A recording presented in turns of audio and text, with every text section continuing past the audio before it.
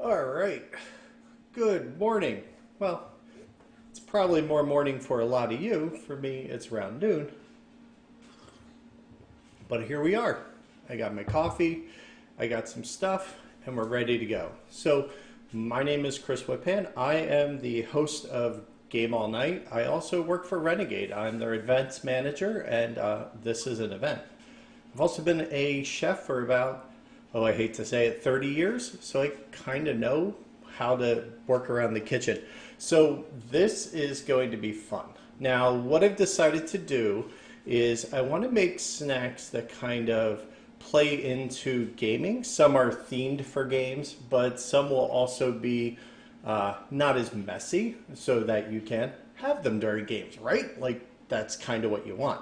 So we have a lot of stuff going on today. So we're going to kind of dive right into this, and I'll try and keep up with things. If you have questions about recipes and things like that, I can certainly answer them. I may have to circle back around because I want to try and give you guys a lot of stuff today. So we're going to kind of tackle several different recipes, but we will see how this works and we'll see how far I get. I got a lot of things planned, so we'll see. Let's get going. So we're going to start off with a hot thing, and we need to think about this now because I'd like it to be ready by the time we're halfway done the show. So what we're going to make today is we are going to make some Greek meatballs. All right. So Greek meatballs are, everybody's had like the little Italian meatballs. You can buy the big thing at Costco. They're great and they're fine. But if you want to make some fresh ones, we have, we're going to knock that out today. So what I have here is I have just about a pound and a half of ground beef. And I will tell you that my general rule of thumb, everybody always asks me for like meatloaf, things like that. For every pound you do 1 egg and do a 1/4 cup of breadcrumbs. That's kind of it. Everything else is entirely up to you. You can play with it all you want. You can add different spices and herbs, but that kind of core ratio will help you kind of have like a good binder. So there we go. All right, so we have that. So what I did was I went ahead and chopped some white onions. This is about 1/2 cup. We're going to dump almost all that in here. All right. And then we are going to take 1 egg and be honest with you, I like to mix my egg beforehand. And we're going to dump that in. All right. So for breadcrumbs, I like panko. I don't like the basic powdery ground breadcrumbs. You want something that's got a little structure to it. So panko really does that job, and it's super universal. I hear some people saying like crackers and things. Again, same thing, right? A little larger, has a little more volume, and brings a little flavor. With being neutral though, right? Like Ritz they're just a little buttery and salty, so you're not bringing like Italian breadcrumbs. Like if you have them, just go get panko. So we're going to put in, this is about a little more than I need. All right, and we want to add some garlic. So let me switch on my little cam here. I will start by showing you one of my tricks. So you have garlic cloves. They're just got the paper on them. I like this tool. You can also use a knife. This is just a bench scraper, and smack it. And then the paper just peels right away. You don't even have to worry about it anymore. So that makes life super easy.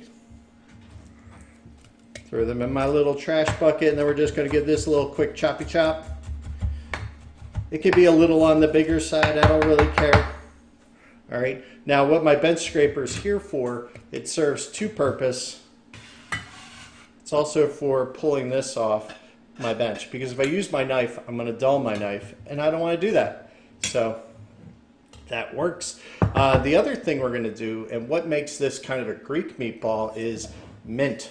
So I went out to my lustrous herb garden, which really just means that patch in my backyard that has like become overgrown with mint.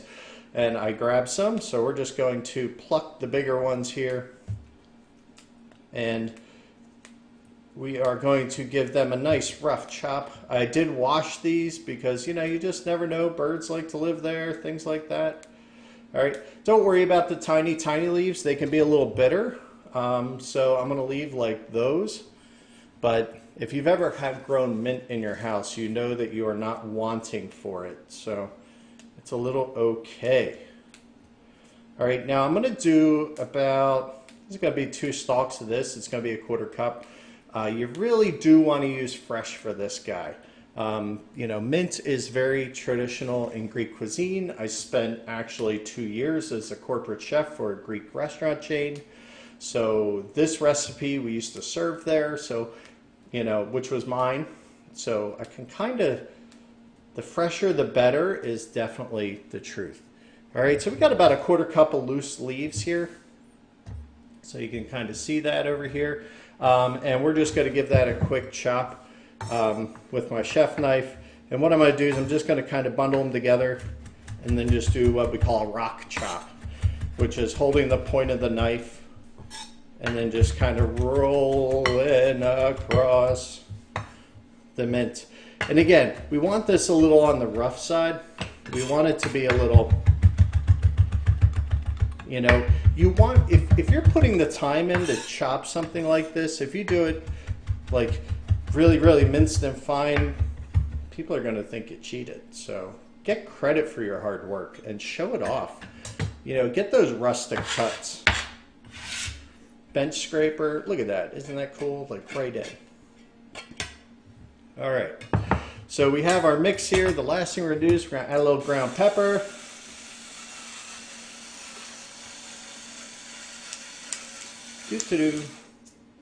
All right, excellent. Now, this is where I like to just use a glove and get in here.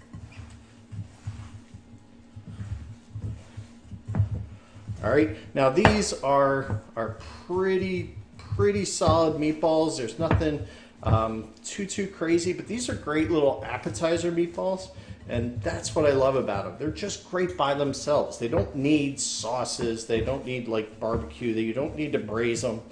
We're just going to end up baking these. All right. Getting a good mix on.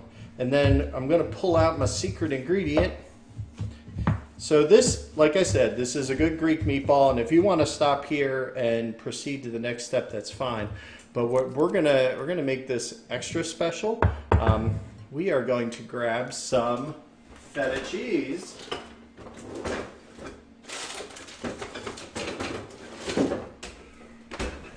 Haha. So what we're gonna do with the feta is you can buy this in the water. You can, you know, I tend to like it on the dry side, just because it's easier to deal with. All right, we're going to take about half of this. This is about 4 ounces, and we're just going to crumble this in. Oh, yeah. Look at that. Look at that goodness just going into that bowl. And again, I want it pea-sized. So one thing I didn't mention was with the onions, the smaller the thing that you're making, the smaller you want your stuff to be, right? So I'm going to tell you, my meatballs are going to be kind of smallish. So what I want to do is I want them to kind of have like the onions really fine, like if you ever got a Big Mac, that size, right? That really fine kind of almost mince. And then I'm just loosely mixing up this feta because I don't want to break it up too much. All right, we want to leave like the feta pockets. Okay, that's why I added the feta after I did my big mix. All right, cool. Beans. Look at this, that's looking good. All right, see that? Got nice even distribution, but you can still see some chunky chunks in there. All right, excellent. All right, now, my oven's been preheated to 425 because we are roasting, all right? When you roast something, that generally means your oven needs to be above 400 degrees, okay? 350, 375, 325. That's all baking temperatures, and that's fine. But when it comes to veggies, when it comes to meatballs and meats and things like that, that's a roast. You want that higher temperature. All right. Now, I got a scoop because I like to make my life easy. This is a small scoop. Now, if you want to go on Amazon and buy a set of scoops, that's awesome. These are great. They're color-coded and they are numbered. The trick is they're numbered by this. The quiz will come later. How many scoops go in a quart? So this is what we call a number 40 scoop. All right, it just means it's tiny. The bigger the number, the smaller the scoop. I have a number 8 scoop, which is a half cup, which is perfect for hamburgers. It's big, but this is great for meatballs. And this is the quick way to both portion them and get that perfect little meatball shape. So we're just going to take this, and I got a tray, and I'm a huge fan of silicone mats, as you can see here. All right. Now, I don't have to worry too much about spacing these because, it's not a cookie. These aren't going to spread. They're just going to kind of shrink a little bit. This is relatively lean. I want to say this is 92% beef. All right. If you really want to get authentic, you could either, add in some ground lamb. All right. But what makes these board games safe, I'll tell you what makes them board game safe, is the fact that they are going to be able to be served with a skewer, and we're not saucing these, so you don't have to worry about it. You're not going to worry about somebody dripping things. You can just put a couple toothpicks out or skewers, and people can just like pop them in their mouth in one shot. All right. One of the keys to what I consider to be board game related food is that it's easily snacked on in one bite. All right. I have the most courteous friends in the world. I have a friend who will, and I swear to God, I am not lying here, people. He will eat potato chips with a fork because he does not want to damage components, but he still likes to eat potato chips. I mean, come on, shouldn't everybody be that awesome? That's kind of really awesome. So, shout out to VN for just being just an awesome all-around guy. All right, so I could sit here and I could scoop these all day. I will do one more row, and then we're going to pop these in the oven, and I'll bake the rest later. All right, because we're going to move on to our next thing, because I want to show you guys some stuff today. So, Greek meatballs. Now, the time on these, not going to be that long. So, probably, I would say 15, 20 minutes. We'll give it a check and we'll look, because these are kind of small. And to be honest with you, when I do my Italian meatballs at home, I do the exact same thing. I bake them, and then I take that and I add that to my sauce. And I will literally just dump all the juice that comes off it into my sauce. So, delicious. All right. So we're going to pop that in our 425 oven, and we're going to check that in a bit. All right. See, the scraper has many purposes. All right. So the next thing I thought we could do is we're going to swap out our herbs for some fresh basil today. All right. We're going to grab some skewers. I have some balsamic glaze. Now, you can make your own balsamic glaze. That's fine too. Totally works. They're fine. But if you want to make your own, it just tends to be a little more expensive than it needs to be, because you're kind of really reducing everything down.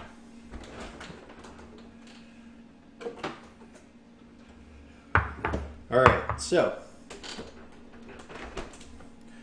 what we're going to make now is we are going to make some caprese skewers. All right, so we have some nice little fresh heirloom cherry tomatoes. We got lots of nice little colors here. I got some yellow, got some red, got some purplish. And then I have some mozzarella. Now this is fresh mozz, and it's this is what we call like the little egg. I forget what it's called. Cientente. Um, not great at my Italian. I apologize. But they're like the little egg-shaped ones, and they're really tiny. They're like the size of an eyeball. If you want to gross out kids, this would probably be good. So we're going to start with that. And I got some skewers and I got some fresh basil, which that's everything you need for a caprese salad. So let's, I got some skewers. Now, I'll tell you what. Go buy the big ones. Then you have them if you want to use them on the grill. You have them if you want to use them here. All those different things. So I just chopped these down. I just used a pair of scissors, cut them down because I want them to be a little smaller. Nice and easy. We can make this right into our tray. All right. Now, a caprese is essentially going to be red, green, white. All right. So what I like to do is I like to take a basil leaf, put it around the cheese, and then we can just kind of skewer it through. And I don't go all the way through the cheese. I just leave a little bit. That way she can stand up if she feels like it. She's not feeling like it. So we'll push it all the way through. All right. Again, a simple little single bite. Now, I will tell you that the mozzarella is kind of very bland. And technically so is a tomato.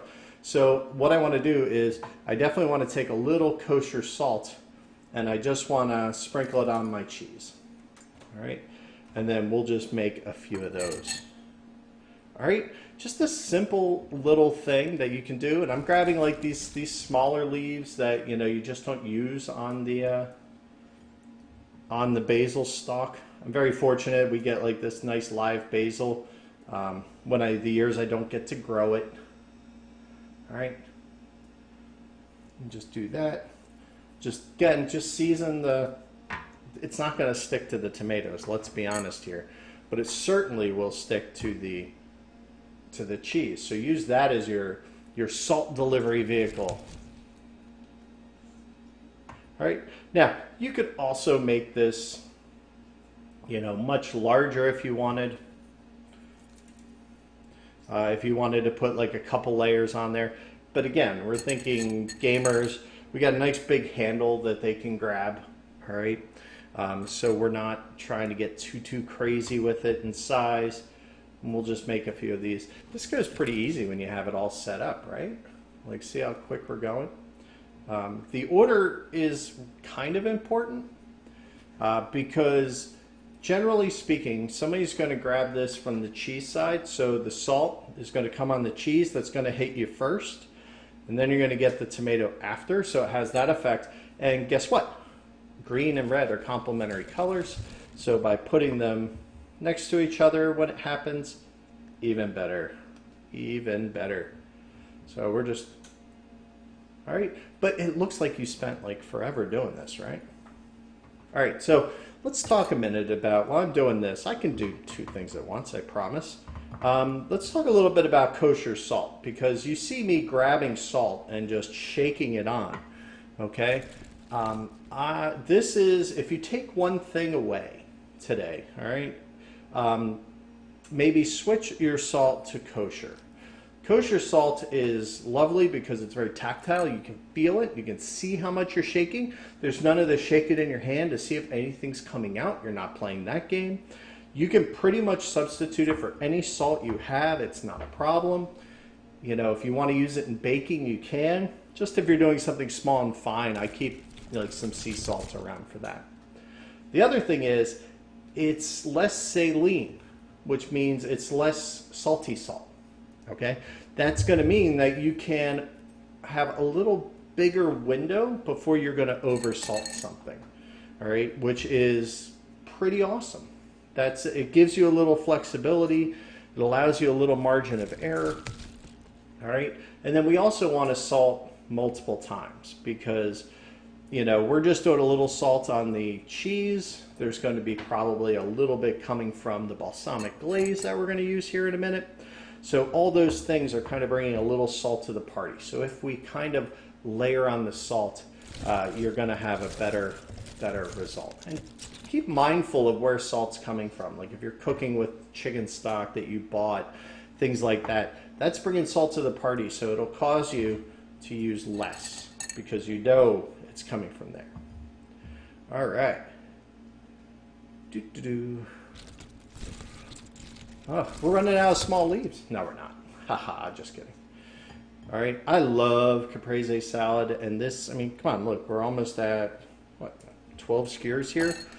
All right, I just want to do a couple of every color, and then we're going to call this done. Da-da-da.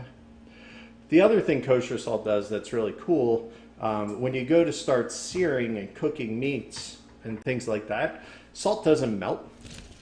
Like when it comes to heat, like if you remember high school, you had to like literally get a crucible to melt the salt, right?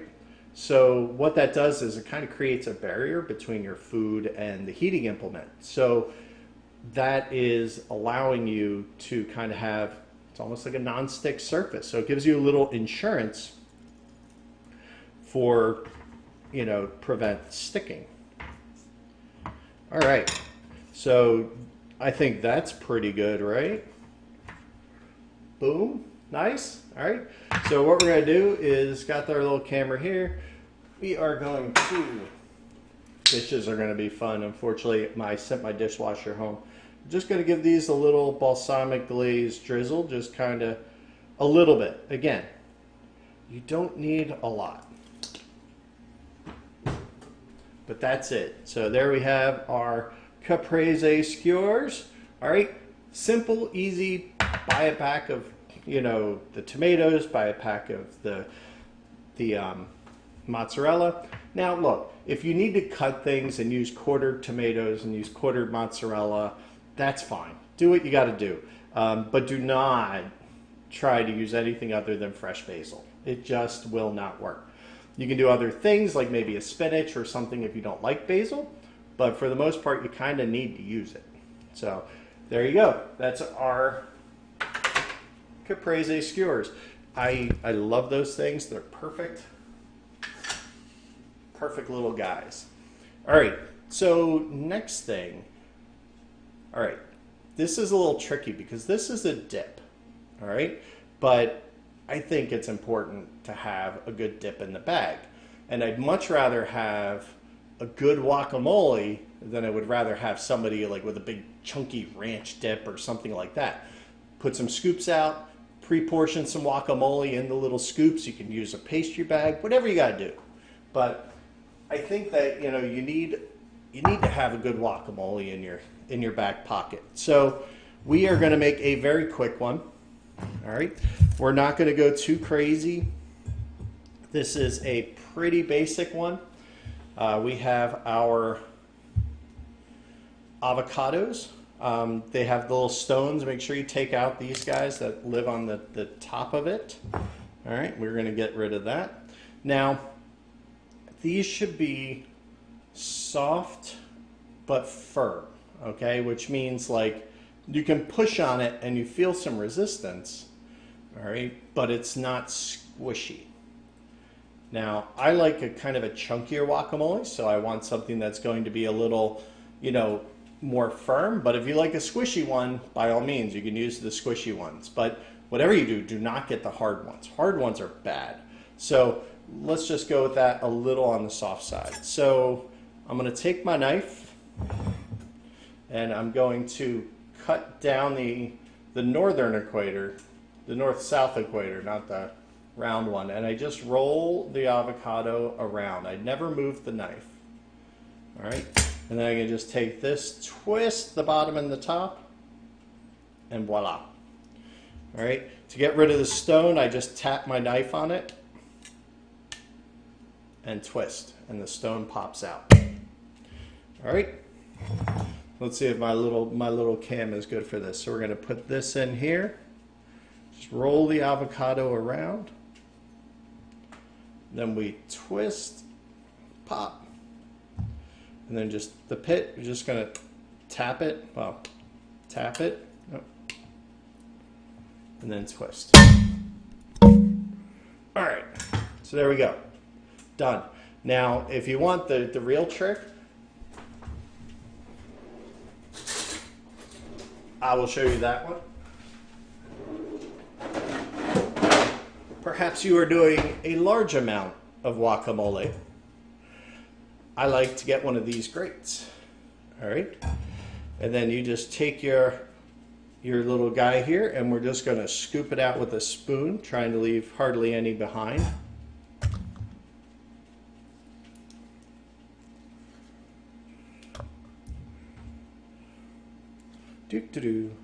I tell you what, I love a good guacamole.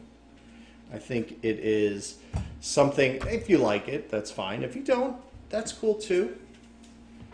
All right. Now what I'm going to do is just push them through. Squish. Squish.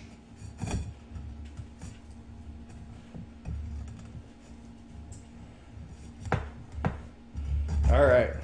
And then just kind of run your hands on it to get it all through. Boom, boom, boom. Done. All right. So we got that. We're good to go with that. So now we have our nice diced guacamole. Kind of snazzy, huh? All right, so I'll tell you, I've worked in a lot of kitchens. I've worked in a lot of kitchens that what we like to call Mexican kitchens, where, you know, we have a lot of people in the Philadelphia area who come up from Mexico and they work in our kitchens, and the food that we get, the snacks, the tamale truck that pulls up out back, there's many benefits, and I just love it. But I have literally had some of my employees in the past tell me that my guacamole is better than theirs. So I will, I'll take that for a win. All right, so real quick, onions 101. So we got an onion, all right? Now, see the bands here on the onion? Our onion's already halfway cut for us. All I'm going to do is I'm going to take my knife and I'm going to cut like this. All right, so we're going to cut across here, and then what we're going to do is just dice it. So it's going to be really quick. So here we go. So we're going to go doink. I'm not cutting all the way through to the root end. I'm leaving that on. And I want this to be kind of small, so I'm doing these at about, let's call it, you know, a 1/4 inch or less, in that ballpark.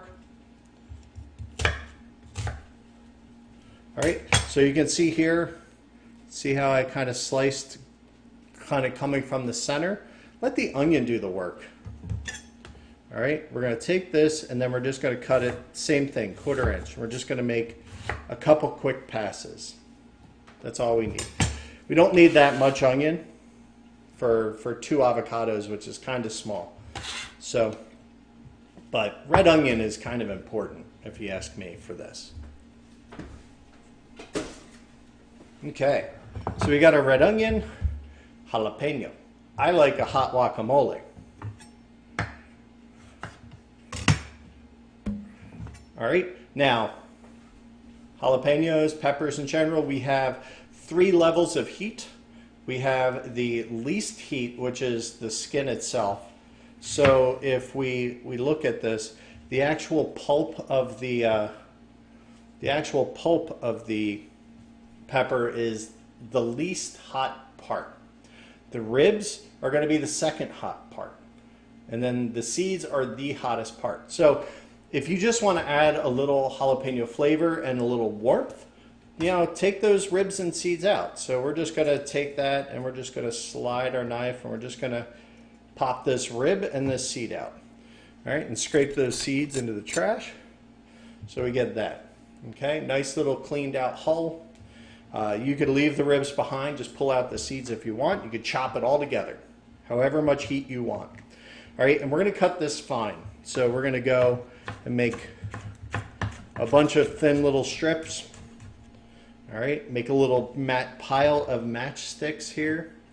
And we're going to turn it 90 degrees. And we're going to come back the other way, keeping your thumbs out. All right, Maybe I need a knife skills class someday, but we're not doing that at Gen Con. So here we go. In goes the jalapenos. It would be advisable to wash your hands. So we will rinse them real quick, and we'll just give a quick wipe to the area. All right, lime. Lime is another key ingredient here. One of my all-time favorite tools in my kitchen. All right, I love this thing to death. I highly recommend. I don't tell you to buy many things. This is one of them. All right, whether you're doing lemons or limes, and I just like this guy. All right, and the lime goes in not the way you think. It goes in flat side down. All right, and then we're just going to take this and squeeze away. All right, now that was a very juicy lime, so I'm thinking we're going to be okay with the amount of lime juice in there. And then last but not least, we need some salt. Now, I can tell you, again, we're using kosher salt, so I can tell you that a 3-finger pinch for me is like a perfect teaspoon. So I will do that one time in here. All right. And then we're just going to grab a fork because I don't want to mash up my avocado too much. And the fork will do just enough. It'll kind of mush it up a little bit. If you want, you can take it and you can squish it by hand. That's fine too. But you know, if we use the cooling rack and we have that, you know, I like it on the chunky side. But I kind of, like I said, I think everybody should have a good guacamole recipe in their back pocket. And this is by far my favorite. You could add a little fresh tomato in here if you wanted. It's not, I'll do it if I'm making it and serving it right away. But if I'm going to keep it for a day or later that day, then I will not. Because the acid in the tomatoes and things can cause it to brown faster. All right. Now the other trick is when we go store this, we're going to put our plastic on there and we are going to squish it all the way down on top. Do not leave any air in there whatsoever. Okay, and that will keep your guacamole green. Between that and the lime juice, you are good. You know, the other tricks like, oh, you can squeeze some lime juice over the top. Well, now you're getting into flavor territory and you don't want to mess with that. So just get a nice surface on there and just cover it completely. And since my wife doesn't like guacamole, I can eat all of this. Oh, so good. So good. So there you go. Quick and easy guacamole, no excuse, right? Now, you can also add some cilantro to that. You can add other things. But for me, just like that, I'm happy as all hell. So let's get on to the next. Woo, we're trucking right along. We're about halfway. Let's check our meatballs. Ooh, very good. We are going to turn the oven off. Get rid of this. And we are going to pull our meatballs out.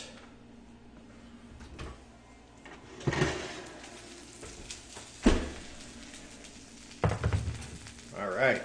So these guys are looking fabulous. All right. Now we do want to let them rest. All right. We don't want to just scarf them right now. Always let your meats rest. So we're going to let them rest for, you know, a good 10 minutes. But they're amazing. They're nice. They're small. They're bite-sized. If you got a big mouth like me, and they're looking good. So we'll plate them up in a little bit. All right. So what next? Oh, I know what's next. We are gonna do some deviled eggs, right? Come on. They get a bad rap. Like, we haven't had them in forever. You know, maybe somebody brings them to a picnic. We're going to make them a little fancy. Big surprise, right? Into the fridge of wonder. So I hard-boiled eggs. Now, if you want to hard-boil eggs, this is all you need to do. If you don't want the green ring and all that and all the fun things, it's not that hard. When the water comes to a boil, it doesn't need salt or anything. When the water comes to a boil, you want to use older eggs instead of newer ones. Make them a lot easier to peel. When it comes to a boil, put in your eggs using tongs, and then 12 minutes, pull them out, shove them in ice water. Perfect, every time. There you go. All right, so we're gonna gently cut these in half. See, look, no green on that egg yolk, huh? Huh? All right, so we're just gonna pop these out. We'll do a few. We're not going to go too crazy. Da-da-da. I love deviled eggs. They're kind of like, you know, you probably have that one friend who makes them for events and things, and then like you forget how good they are. All right, so we're just going to do 3 eggs here. We'll do a small batch because again, I have to eat all this food. And Sharon's working late tonight. All right, so the deviled egg, if you're doing this traditionally, we might add a little bit of mustard. So let's grab the, pardon me, do you have any Grey Poupon? Of course I do. So what do they call Dijon mustard in Dijon, France? I'm just asking for a friend. All right, so what we're going to do is we're just going to mash up our yolks here. Because this is going to be a small batch, I'll just use a fork, but you could absolutely use a hand mixer or something like that. I'm just using a nice light fork. Get in there, forky fork. All right. Now, you don't need a lot of mustard. And I'll tell you why, because we're doing something super special here. We are making truffled deviled eggs, okay? So this isn't just your mama variety. We'll throw some mustard in here, and then we'll throw some paprika on top and call it done. Come on, we gotta make it a little fancy. So we're gonna add in just a little bit of truffle oil. But the mustard does help, and it helps kind of ground things. Mustard is a great little binder and things like that. So we definitely want a little bit. And when I say a little bit, I'm talking like a teaspoon. Not a literal, like a literal teaspoon, not a teaspoon. Okay, you got me? All right. We're gonna mix that up, get that around. You can start to see our egg yolks come together. Let's give it a little pinch of salt. All right. And then we just have some white truffle oil. So what this is they basically take, I love this stuff. They basically take white truffles and they soak them in olive oil, and then you kind of get a olive oil product. Now, I will tell you, this is fake, which is why I use it when friends come over. But if I'm making a salad where all I'm doing is truffle oil, I use the real stuff. But for something like this, this is pretty good. It equates the flavors. What I will tell you though is the flavor is pretty volatile, so you want to make sure you get like small bottles of this because it's not something you use every day, but when you use it, you want to make sure it's potent, and the truffle flavor will diminish over time. So just be aware of that. So we're just going to put, this is about, I call that a full teaspoon or so, and we're just going to mix it up, mash it up. And now you can kind of see here on camera here, we're getting a little bit of a paste, which is what we want. All right, time to sample. See how we're doing on flavor. Taste your food. Needs a little more oil. So we'll call that 2 teaspoons. But again, depending on the strength of your oil, the brand, if it's real or not, that's going to change. So don't take me as gospel there. You want to make sure that you're using the right amount. So taste, taste, taste. And it was a little lacking on salt, so we're just going to put a little more salt in. Now, another chef trick is we like to go in my spice drawer here. When we're doing mashed potatoes, or we're doing something like this where the color is kind of very important, we want to use white pepper, okay? Don't want to use black, because all those little black specks in there kind of ruin this nice presentation. So, but do be careful. White pepper, a little goes a long way. So we're just going to give it a quick little, just a little shake, all right? But it's handy to have around. I like it for soups, because whenever I have like chicken canadle soup, that pepper always chokes me because it's too much. So this gets around that fact. Let's go in the baking drawer. We'll put a quick little pastry bag. You don't need a pastry bag. You could simply use a spoon and just kind of put this on. All right, it's not a problem.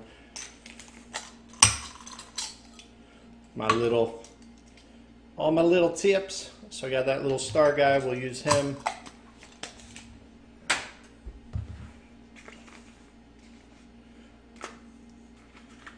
Helps if you go in there. That was supposed to be like all cool and slick, and it didn't quite work out. There we go. All right. And then just take this guy, and if you can't hold it, that's fine. Get a cup. Put this in a cup or a tall container. Push it down.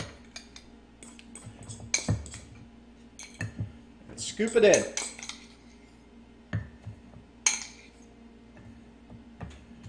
All right. Now, actually, I do want to add one thing to this, and I can do that real quick while it's in the bag. I want to add some chives. We'll put some on top too. But, you know, just got some fresh chives. We call it crabgrass up here. And I just got some kitchen scissors, and I'm just gonna cut it in. All right, you don't have to cut it with a knife every time. There are times when little tricks like this make sense. Now, those big herb shears that have like 6 blades on them, waste of money. Don't buy that. All right, and we'll just kind of give it a quick little mix in the bag. Just be aware of the size of the tip coming out of the bag, because if you make anything bigger than that, it'll get stuck. All right. Squeeze it all down. Twist the bag. And then in we go. Boom. Just like that. Doesn't have to be too crazy, too fancy. All right. You don't have to get every little nook and cranny. The trick is try not to overfill, because then you'll wind up with more whites than yolks. You can always add more yolk. All right. But you can't add more. You can't make it up, right? Like, you only have X amount of yolk for Y amount of egg yolks. All right, there's a little bit left in the bag, so we can go back in and kind of hit these guys real quick. Push down into the tip, get it all out. Oh, dishwasher is not going to be happy. Now, if you want to garnish these, again, we can take a couple of those chives and just kind of boink, throw them on the side there, and you can be fancy if you want to be. All right, so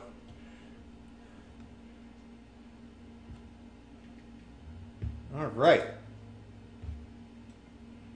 I call it crabgrass because I went out and that's what I used. That's why I call it crabgrass.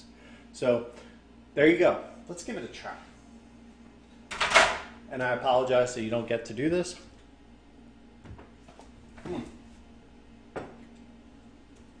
The truffle is a great thing. Great thing. Also, I will tell you, there is definitely a difference between white and black truffle. So black truffle is more earthy and meaty. So like if you're doing a sauce or something like that, that's when you want to do the black truffle. But for the for things like that, we want to do the regular truffle.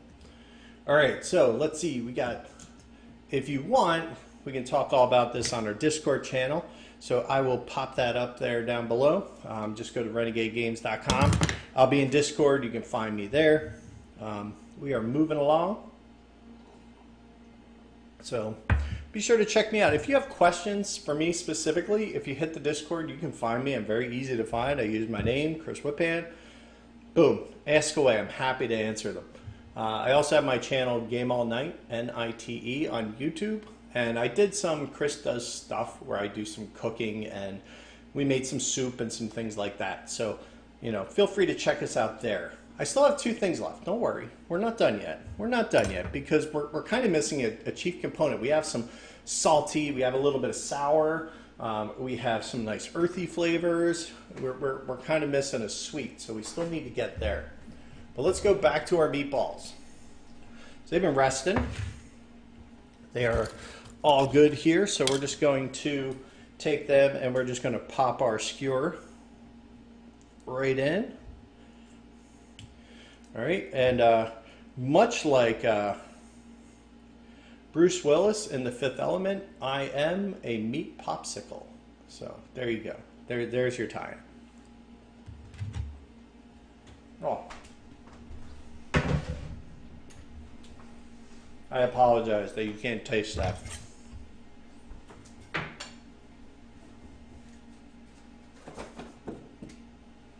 All right. Now, we are going to talk a little bit about cookies because, yes, cupcakes are awesome. They're great. I love them, and I would totally eat them every day, all day, but I can't. Because, you know, a cookie generally lasts longer, you can make them farther ahead, and you can have a little more fun with them. All right. Now, number 1, we are doing the Great Cookie Exchange. We're going to do that on Sunday. I believe we are going to do it around, I want to say 11 a.m. or noon. I forget exactly. But check the schedule for that. That's going to be on the Renegade Twitch, not the Gen Con.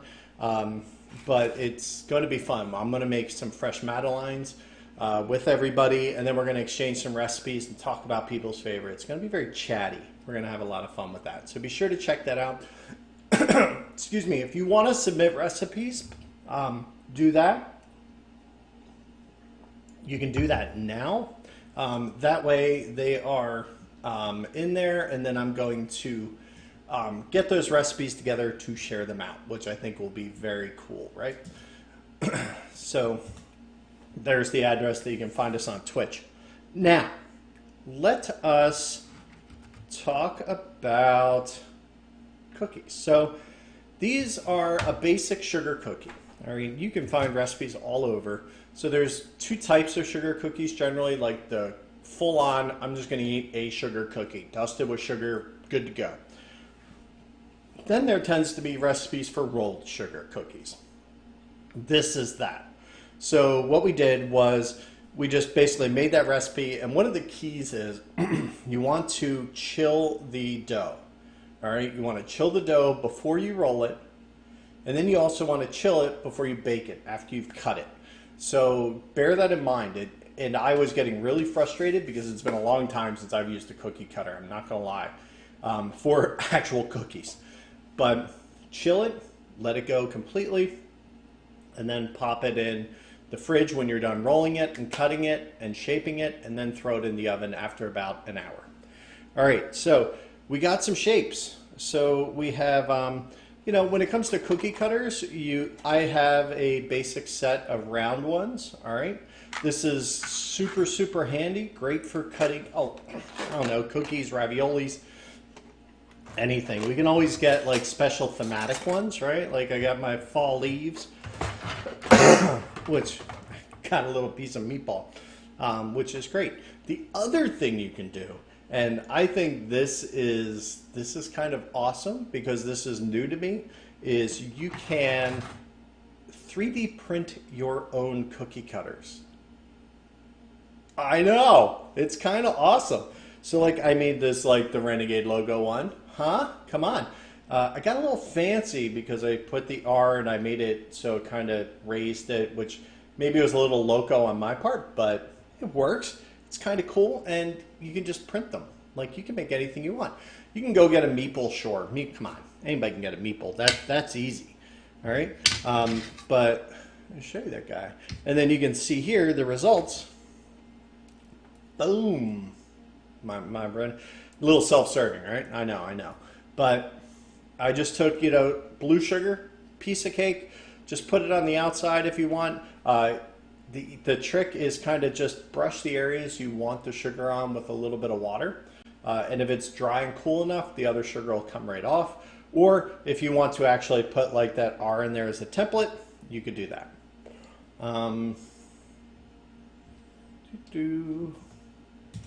There you go. Someone just asked for the Twitch channel. So that's just basic sugar. All right. We can also make a quick icing. So this is just a royal icing, which is egg whites and powdered sugar. And I think there's a little bit of acid. So I put a little white vinegar. Don't put anything that's going to discolor it, like red. Let's not get crazy here. All right. But like white, and I don't like lemon juice. I like white vinegar. And that kind of allows this is a very kind of hard, crusty surface. But this is just, I made one batch and then I colored it multiple times. So then we got that. Cool. All right. And then I just kind of made little piping bags and then put it around. Because you can make little piping bags out of parchment paper very easily. And if you want to get super fancy, you can combine the two. All right. Kind of float the cream in the bottom there. Now, this is all fun and games, and I went searching online, and I kind of found one person on Etsy. Number one is there are many places to kind of find resources for 3D printing these, but let's be honest, I didn't even have one until like a month ago. So if you need to get them done, there are places online that kind of have these. And this seller, her name is on Etsy, it's Mad Designs 3D. Her name is Maddie. And she has kind of made these two-part cookie cutters. We'll use the Beholder's the best one because he's awesome, right? Like he's just he's all mad. But it's actually two parts. All right, so we have the cutter and then we have the stamp. Now I will tell you, after using this, you want to cut the cutter down and then slide the stamp in and gently press it in and kind of get that mold on there and then kind of cut around and clip it and then get it off if you need to. But how awesome is this? She does these and she just ships them out to you and they are awesome. So we got a beholder and let's see, we got to a tentacle. The tentacle is kind of awesome. It would not be a D&D thing if it did not have a 20-sider, right? Right? And of course, like a dragon. Come on, dragon. So 3D printing kind of really makes things fun. And, if you don't have one or you want some of these, like just check out Maddie's shop. She was super awesome. She got these to me in like a week. I'm like, hey, these are awesome. Can I get them for my show? Because I want to show the world because you guys rock.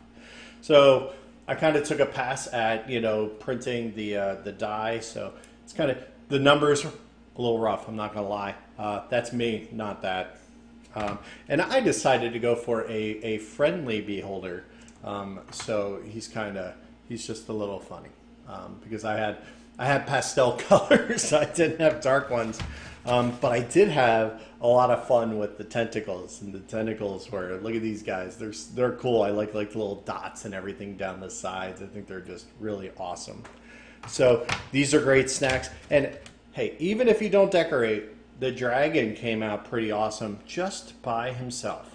And I kind of like how the flame is a little thinner, so it actually got darker. I might be giving a lot of credit on that one, but that's kind of cool how that worked out. So a great option, just get some sugars. Now I will tell you, you're probably better off making your own sugar dough. If you buy the rolled tube stuff, it's a little rough, and there's some things that make it softer that are going to make it a lot harder to cut. So just, I would recommend, come on, it's not too hard. Just cream some butter, cream some sugar, throw some flour. It's one of the simplest recipes you got. So I highly recommend buy it. Now, cookie cutters are great, but let's be honest, not everybody wants sugar cookies. Maybe it's not their favorite. So what about using that cookie cutter like on some Rice Krispie treats, right? Like, we can do that. We have the technology. So these Rice Krispie treats I cooked yesterday. All right, what we are going to do is we're going to spray our cutter this time. All right, I don't like to use spray a lot, but it does have its place. All right, and let's be honest, Rice Krispie treats are sticky. All right. Oh. And I only rolled this about like 1/2 to 3/8 of an inch thick. I kind of squished it around and tried to get it super, super flat as much as possible.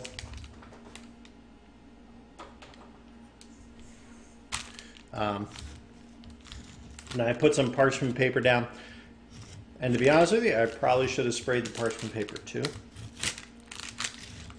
We'll just kind of trim around it.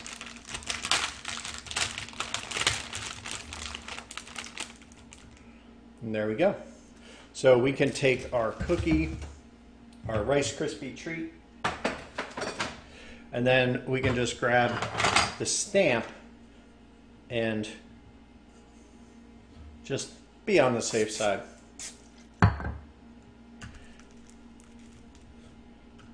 We're just gonna, I didn't think this would work. Rice Krispie's a little dense, but you can kind of see the lines, but you got the shape. And when you cut something like the tentacle, that does keep its shape. So you have that. Now, you can also ice these guys. So you can totally take some of that same royal icing and put it on top of here, and you will be set and good to go. Oh my goodness. Wow.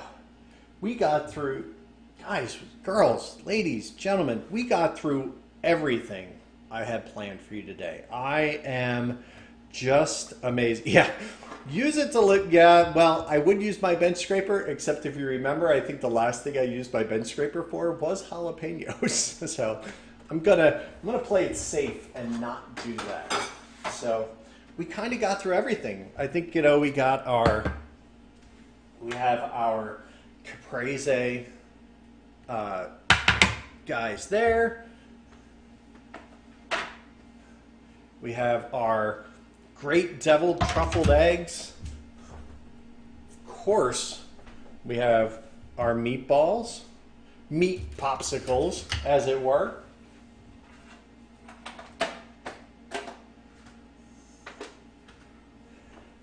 We have our cookies. We have that. Oh my goodness, so much stuff. So much stuff, everybody. So much stuff. This is exciting. And of course, our guacamole. So we have, you have successfully put in a great effort.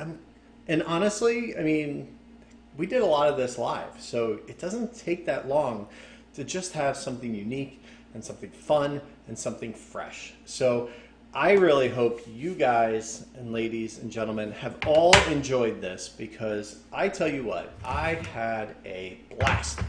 So join us again on Sunday if you want to do any of the if you want to do the cookie exchange. I'm excited to see the recipe exchange. I think that's going to be a lot of fun, and we're going to share all those recipes. So I think that'll be great. So with that, let me see. I believe, oh, mouse is dead. Long live the mouse.